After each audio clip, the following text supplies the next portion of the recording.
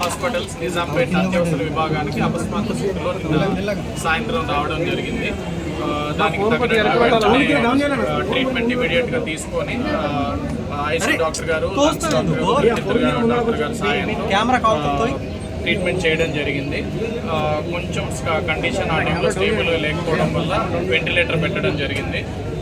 ఇప్పుడు మార్నింగ్కి వెంటిలేటర్ అనేది తీయడం జరిగింది. ఇప్పుడు ఆక్సిజన్ మీద స్టేబుల్గా